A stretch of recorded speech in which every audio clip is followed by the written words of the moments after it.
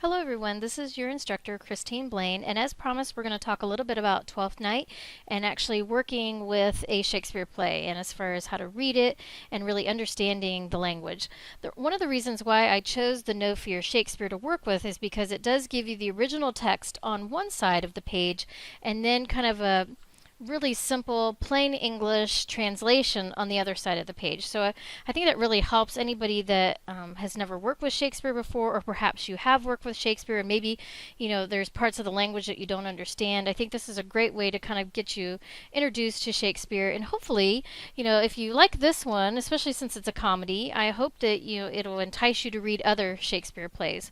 There's some really good ones. We talked about Hamlet already. We had that in our reading, so we've already talked a little bit about Hamlet, one of his tragedies. But he's got some other, really good ones as well. Macbeth is a really good one if you haven't read that. There's Titus Andronicus, which is kind of like the slasher film of Shakespeare plays.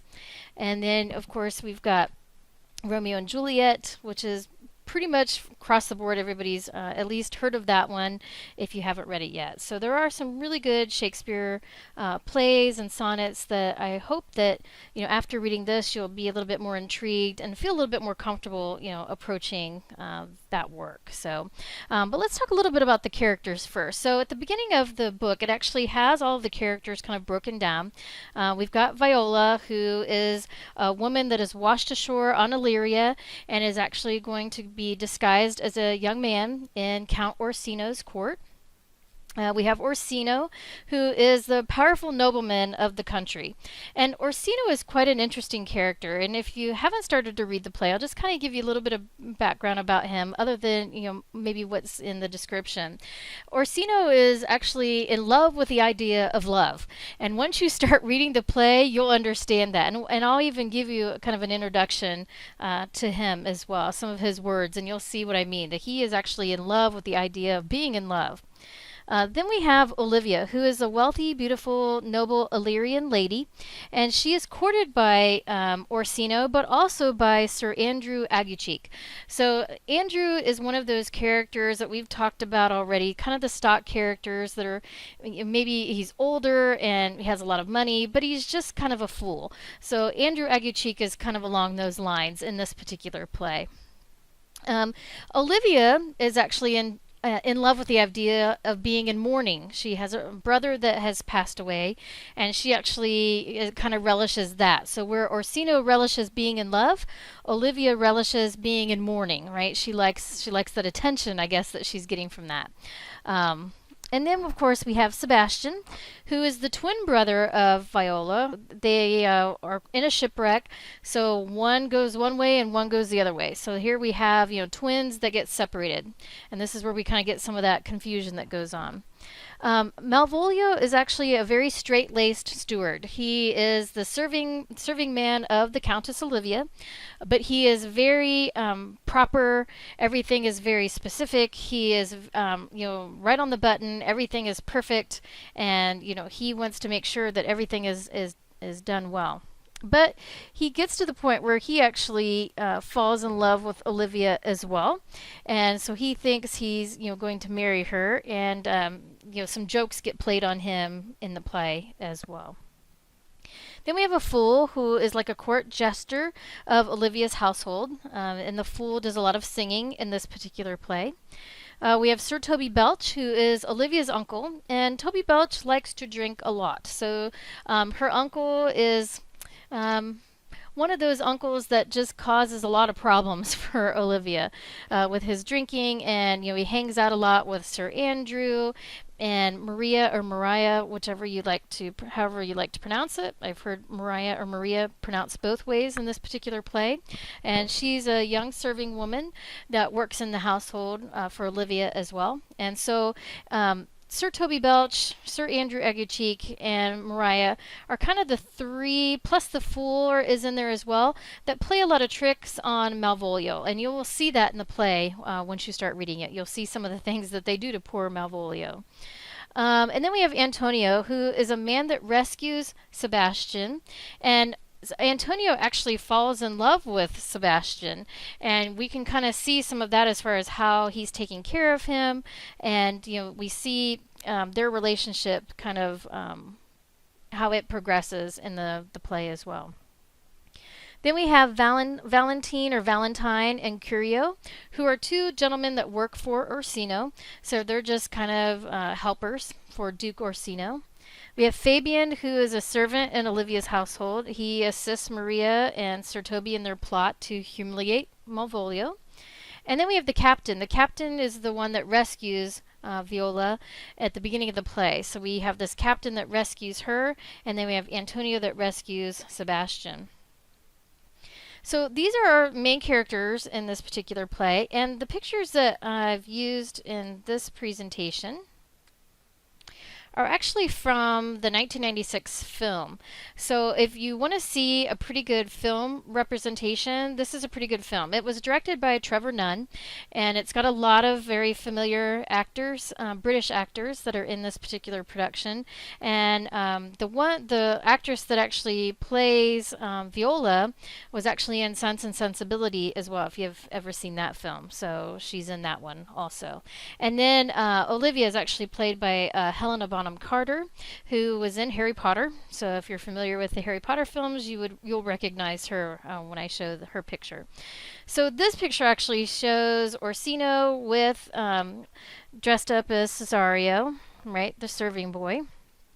And so at the beginning of the play, I talked about the fact that the Duke Orsino was in love with love. So we have Act 1, Scene 1, and it opens with, they come in, Orsino, Curio, other lords, and musicians are playing. And so we have Duke Orsino, who's in love with love, that's just standing up there, and this is what he says. If music be the food of love, play on. Give me excess of it, that's surfeiting. The appetite may sicken and so die. That strain again! It had a dying fall. Oh, it came over my ear like the sweet sound that breathes upon a bank of violets, stealing and giving odor. Enough! No more. 'Tis not so sweet now as it was before. O spirit of love, how quick and fresh art thou, that notwithstanding thy capacity, receiveth as the sea. Not enters there, of what validity and pitch soe'er, but falls into abatement and low price even in a minute. So full of shapes is fancy that it alone is high fantastical. Will you go hunt, my lord? What, Curio? The hart? Why, so I do, the noblest that I have. Oh, when mine eyes did see Olivia first, methought she purged the air of pestilence. That instant was I turned into a hart, and my desires, like fell and cruel hounds, e'er since pursue me. So, not the best, right? But I'm not playing a man. But that you can kind of tell just by reading through it. It's like, oh my goodness, this guy is really in love with, number one, listening to his own voice. And he just loves the idea of love. Oh, it's oh, woe is me. Oh, she's not requiting my love. Those are the kind of things you need to think of when you're thinking about Duke Orsino, okay, if that helps. One of the other scenes we have, so we're talking about, some of the other stock characters, and you can kind of see the differences in language that we've already talked about when I talked about Shakespeare. Some of the differences of the way he wrote the characters. And in Act 1, Scene 3, we have Sir Toby Belch and Maria. And so, Sir Toby Belch, like I said, most of the time he is drunk out of his wits. So he's always coming in, he's always drinking and always causing trouble for his niece, Olivia. And so he comes in and, like I said, the language is very different. So here he is in Act 1, Scene 3. What a plague means my niece to take the death of her brother thus? I am sure care's an enemy to life. And then Maria, by my troth, Sir Toby, you must come in earlier o' nights. Your cousin, my lady, takes great exceptions to your ill hours. Why, let her excerpt before excerpted. Ay, but you must confine yourself within the modest limits of order. Confine? I'll confine myself no finer than I am. These clothes are good enough to drink in, so be these boots too. and they be not, let them hang themselves in their own straps. So it kind of gives you a little bit of an introduction as far as how Shakespeare wrote characters differently. So the language is not as flowery as it was when we had, Duke Orsino. So it was definitely, you can definitely tell the differences in where the characters stood. So one of the other things I want to read for you is actually the it's Act 1, Scene 5, and Viola, or as Cesario, has just left Countess Olivia. And like I said, Olivia loves the idea of being in mourning, but now she's met this young person, this young man, she thinks it's a man, that she's fallen in love with, and she has decided that, wow, hey, maybe I don't need to be in mourning anymore. I've met this wonderful guy. So this is after Viola or Cesario has left, and Olivia is standing there and she's like, oh my gosh, I just met this really cool guy. What is happening here? And so she talks, kind of talking to herself, and this is what she says. What is your parentage? Above my fortunes, yet my state is well. I am a gentleman. I'll be sworn thou art.